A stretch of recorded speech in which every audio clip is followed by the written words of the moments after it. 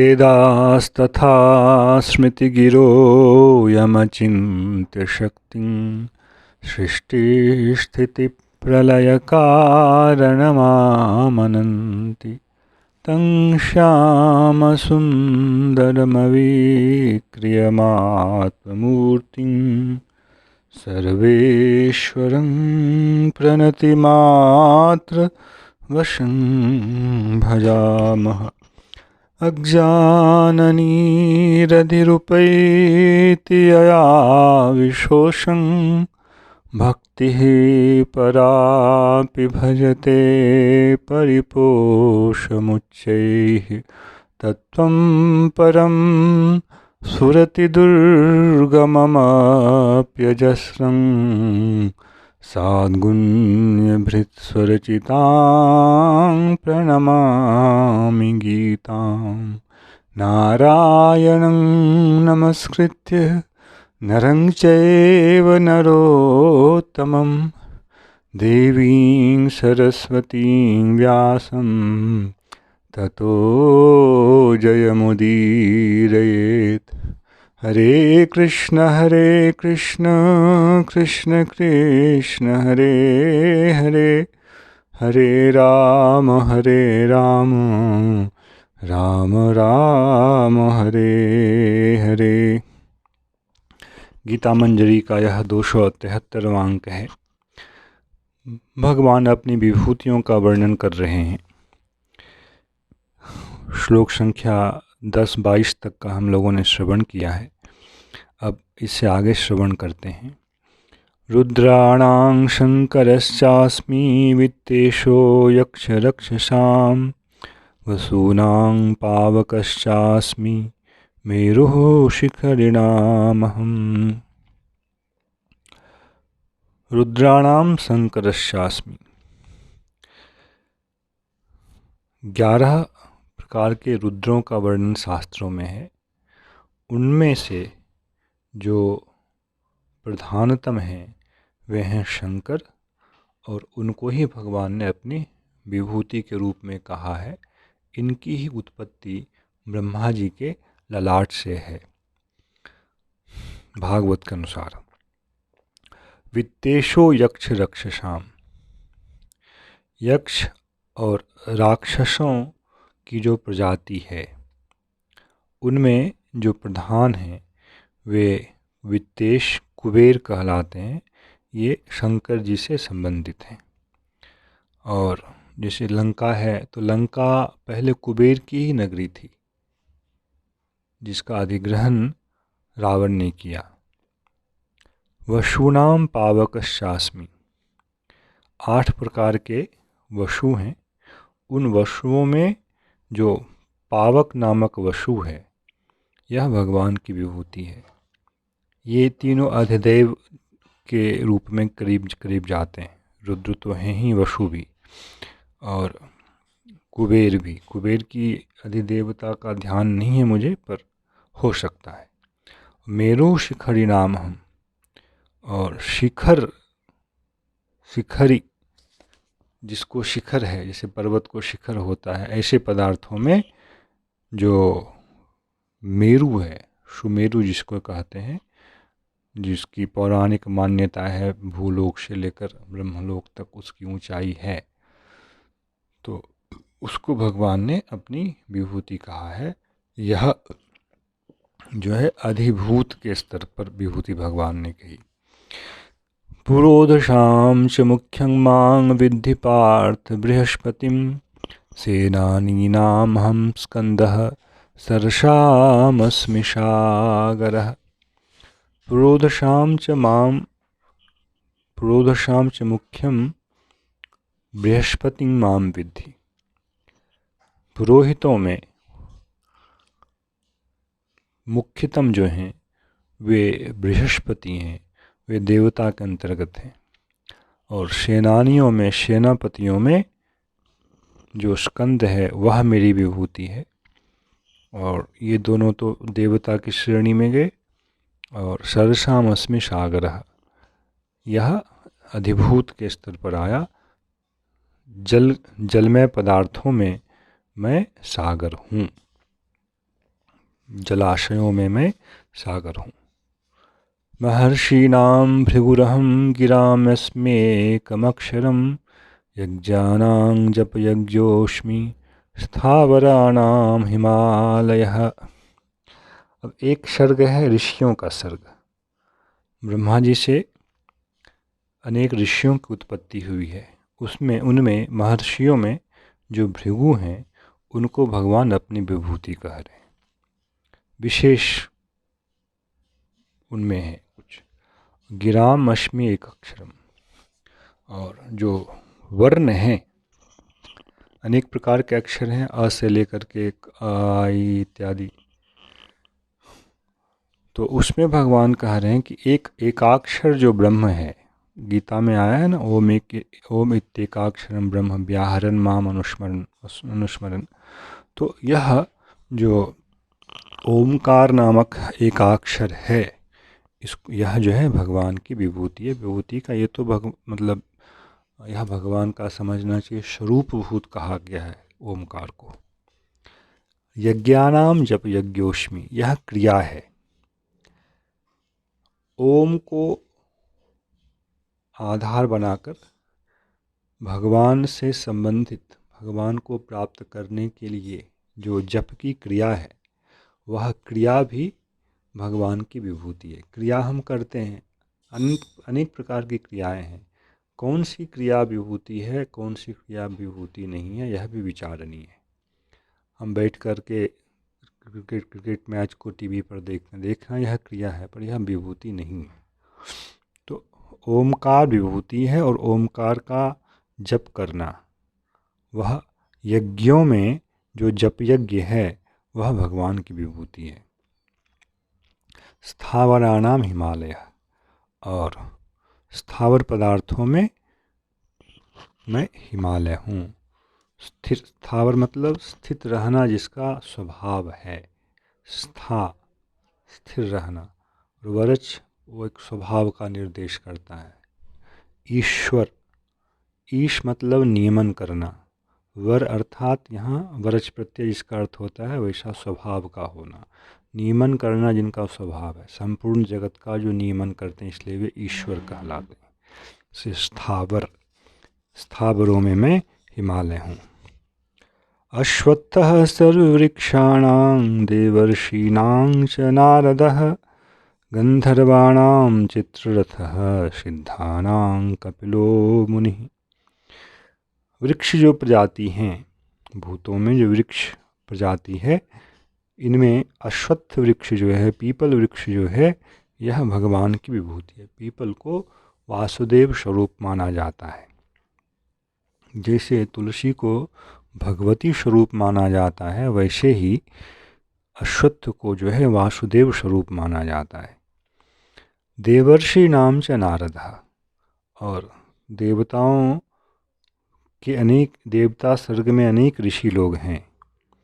मनुष्य सर्ग में भी ऋषि हैं, ऋषि सर्ग स्वतंत्र भी है।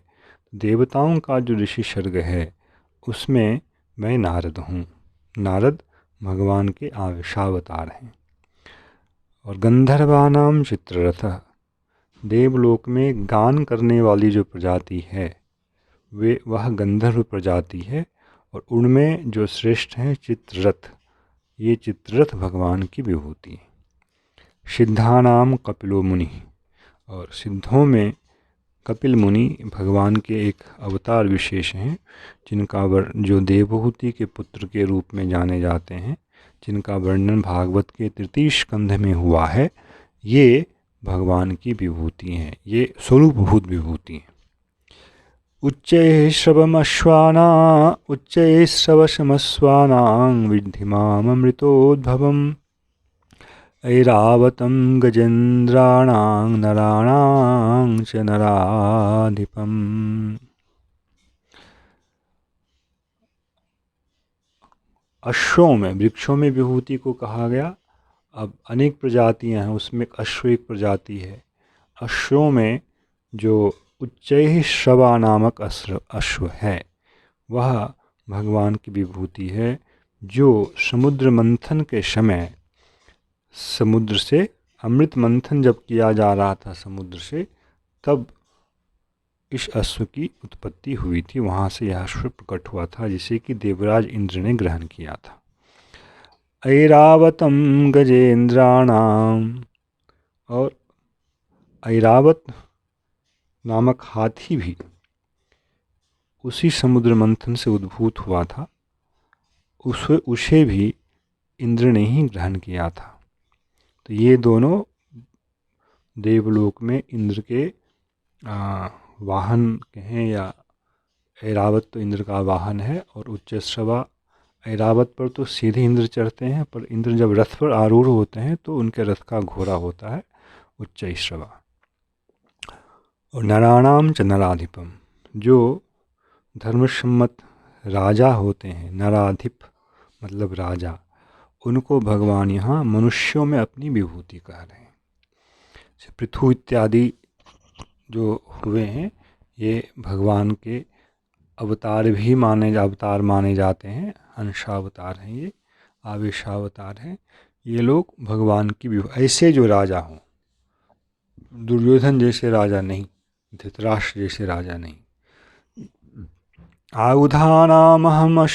आयुधानामहं वज्रं धेनूनामस्मि कामधुक् प्रजनश्चास्मि कंदर्पः सर्पाणामस्मि वासुकिः। आयुधों में मैं वज्र हूँ। यह आयुध भी इंद्र का आयुध है, जो महर्षि दधीचि के तेज से, उनके तपह तेज से इसका निर्माण हुआ है। उनकी हड्डी से, वज्र जो है महर्षि दधीचि की हड्डी है, किंतु उसमें उनकी तपस्या का तेज है, और यह इंद्र के हाथ में रहने वाला आयुध है। आयुधानाम अहम वज्रम धेनूनाम अस्मि कामधुक्, और गाय की जो प्रजाति है इसमें जो कामधेनु है यह मैं हूँ, यह मेरी विभूति है। प्रजनश्चास्मि कंदर्पः सर्पाणामस्मि वासुकिः। प्रजनश्चास्मि कंदर्पः, संतान की उत्पत्ति का जो कारण काम है, पीछे जो 8वें अध्याय में कहा गया है ना कि धर्म अविरुद्ध जो काम है वह मैं हूँ, यहाँ उसी को समझना चाहिए। सभी काम को विभूति नहीं समझना चाहिए।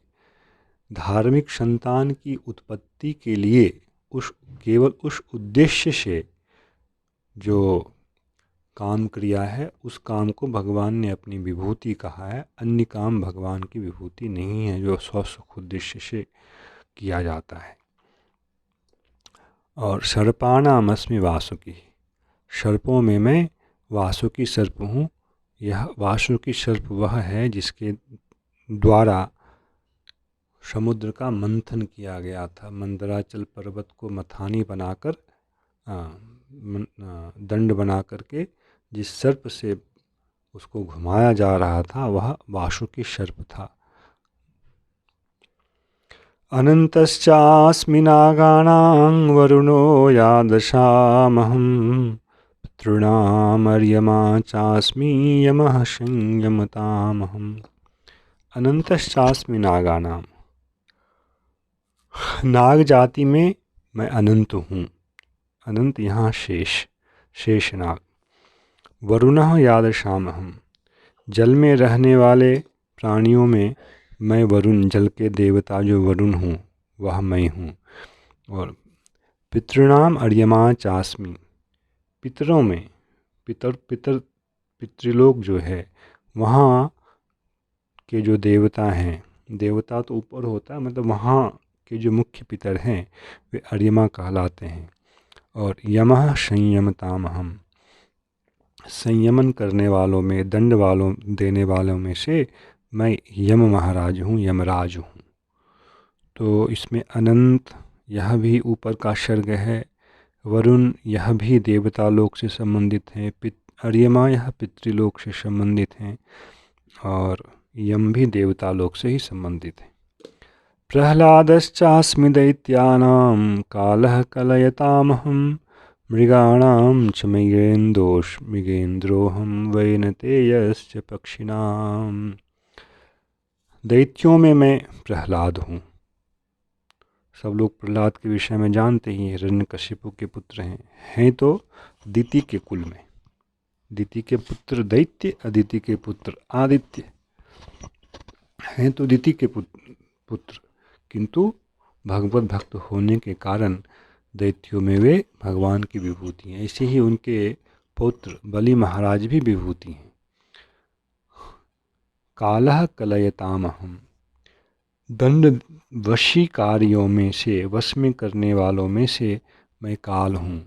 हम लोग सब लोग काल के अधीन हैं, इसलिए काल भगवान की विभूति है। मृगाणाम च मृगेन्द्रोहम, जंगल में रहने, वन में रहने वाले पशुओं में मैं सिंह हूँ। और वैन तेजस पक्षिणाम, यहाँ मृग को समझना चाहिए 4 पाँव वाले पशु, और पक्षिणाम पंख वाली जो प्रजाति है उन सभी में जो गरुड़ जाति है, गरुड़ जी हैं, वैनते विनता के पुत्र हैं ये वैनते, यह मैं हूँ। इनका भी संबंध तो है देवलोक से। पवनः पवतामस्मि रामः शस्त्रभृतामहम्, झषाणां मकरश्चास्मि श्रोतशामस्मि जाह्नवी। पवताम पवनः अस्मि, पवित्र करने वालों में मैं पवन हूँ, वायु हूँ। यह अधिभूत के स्तर की बात कही जा रही है। जिस किसी चीज़ को हम लोग जल से धो सकते हैं तो जल उससे पवित्र करता है, पर बहुत से पदार्थ ऐसे होते हैं जिसको जल नहीं धो सकता है, तो उसकी शुद्धि कैसे होती है? उसकी शुद्धि अग्नि से हो जाती है। अग्नि दिखा दीजिए, सूर्य से हो जाती है, और नहीं तो बहुत चीज़ों को हम पवित्र कर ही नहीं सकते हैं, तो उसको जो है वायु पवित्र कर देती है। इसलिए पवन शब्द का अर्थ ही होता है पवित्र करना।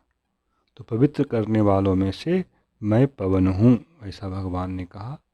राम शस्त्र भृतामहम, शस्त्र धारण करने वालों में से मैं राम हूँ। राम का अर्थ यहाँ 2 संभव है, एक तो दशरथ नंदन राम अथवा जब अग्नि नंदन राम, जिसे परशुराम कहा जाता है।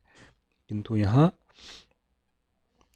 जो शब्द है वह है शस्त्र। अस्त्र और शस्त्र 2 शब्द हैं। अस्त्र उसे कहते हैं जिसे फेंक कर दूर लक्ष्य को समाप्त किया जाता है। जैसे वाण है, यह अस्त्र है, धनुष पर चढ़ाकर इसे दूर फेंका जाता है। इसलिए जो दशरथ नंदन राम हैं वे धनुर्धर के रूप में विख्यात हैं, वे अस्त्रधारी हैं। किंतु जो परशुराम हैं ये शस्त्रधारी हैं, जिसको हाथ में लेकर के ही युद्ध किया जाता है उसको शस्त्र बोलते हैं। तलवार, भाला, फरसा, ये सब शस्त्र के अंतर्गत हैं। कुछ दूर तक तो आप फेंक सकते हैं, पर जितनी दूर तक बाण जाता है उतनी दूर तक नहीं फेंक सकते। तो अस्त्र और शस्त्र में यह भेद है। शस्त्रभृत अर्थात यहाँ परशुराम जी, रामों में से परशुराम। झषाणाम मकरश्चास्मि, और जलचरों में मैं मकर हूँ, जिसको हम लोग हिंदी भाषा में मगरमच्छ बोलते हैं। मच्छ मतलब मत्स्य, मछली, जल की मछली, पर यह मछली तो नहीं है, इसलिए पर व्यवहार में बोल देते हैं मगरमच्छ। यह है मकर, जिसको मगर बोलते हैं भाषा में। श्रोतशाम अस्मि जाह्नवी, और श्रोतशाम, श्रोत मतलब बहने वाला, बहने वाले पदार्थों में से मैं गंगा हूँ। गंगा भगवान की विभूति है। सर्गाणामादिरन्तश्च मध्यं चैवाहमर्जुन, अध्यात्मविद्या वा विद्यानां वादः प्रवदतामहम्। सर्ग का आदि, सर्ग का मध्य और सर्ग का अंत, यह भी मैं ही हूँ। तो पीछे इनके कारण के रूप में भगवान को विभूति समझाया गया था, क्योंकि वहाँ जो विषय था, अंतर्यामियों का वर्णन था, उस हिसाब से व्याख्या की गई थी। और यहाँ जो है इसे क्रिया के रूप में समझना चाहिए। जैसे हम लोग जो जप करते हैं यज्ञों में, जप यज्ञ को ही भगवान ने विभूति कहा, वैसे ही क्रियाएं अनेक हैं। उन क्रियाओं में से जो सृष्टि हो रही है, पालन चल रहा है, संहार हो रहा है, एक साथ तीनों ही क्रियाएं इस विश्व की हो रही हैं। विश्व संबंधी जो ये क्रियाएं हैं, इसके कर्ता भगवान है। अतः ये क्रियाएं जो हैं, ये क्रियाएं विभूति की क्रियाओं में ये विभूतियाँ हैं। अध्यात्म विद्यानाम, विद्या किसको कहते हैं? सा विद्या तन्मतिर्यया, विद्या वह है जिसके द्वारा भगवान में मति होती है। ऐसे ही उपनिषद में एक और वचन है, सा विद्याया विमुक्तये, भगवान में मति होना वह भी विमुक्ति, वही विमुक्ति का कारण होता है।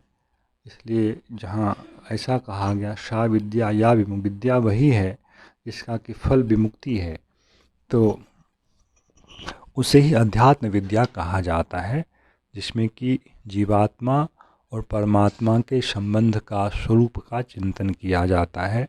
इसलिए यह जो अध्यात्म विद्या है, इससे ही विमुक्ति की प्राप्ति होती है। इसको भगवान ने अपनी विभूति का, जानने योग्य, जिसको हम ज्ञान का अर्जन बोलते हैं, तो किस ज्ञान का हमें अर्जन करना चाहिए? जरी ज्ञान का अर्जन कर हमें लौकिक सुख की प्राप्ति होती है, इससे विमुक्ति की प्राप्ति नहीं होती है। इसलिए लौकिक ज्ञान को भगवान विभूति नहीं कह रहे हैं, उस ज्ञान को, उस विद्या को विभूति कह रहे हैं भगवान, जो जीवों को आत्यंतिक सुख प्रदान करने में समर्थ होता है।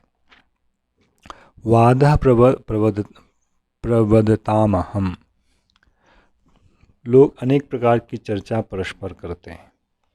इसमें पक्ष विपक्ष बनाकर जब चर्चा की जाती है तो उसके तीन रूप हैं।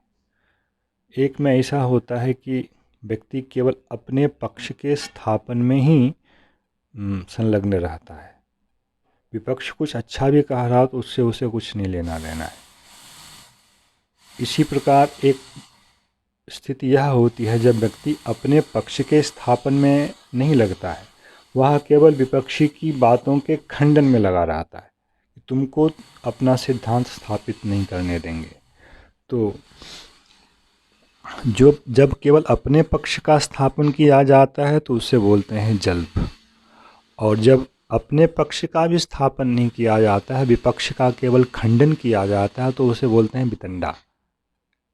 इन दोनों से अतिरिक्त एक और प्रकार की चर्चा है, जिसमें कि अपने पक्ष को भी रखा जाता है, परपक्ष को भी सुना जाता है, फिर दोनों पक्षों में जो उत्तम बातें हैं, दोनों को ग्रहण करके एक निश्चित सिद्धांत पर पहुंचा जाता है। इसे कहते हैं वाद कथा। तो भगवान कह रहे हैं जो परस्पर चर्चा करने वाले लोग हैं, उनमें जो कथा चलती है, उसमें जो वाद कथा है वह मेरी विभूति है, जिसके द्वारा अंतिम सत्य का निर्णय होता है। जय श्री कृष्ण। हरे कृष्ण कृष्ण कृष्ण हरे हरे, हरे राम राम राम हरे हरे।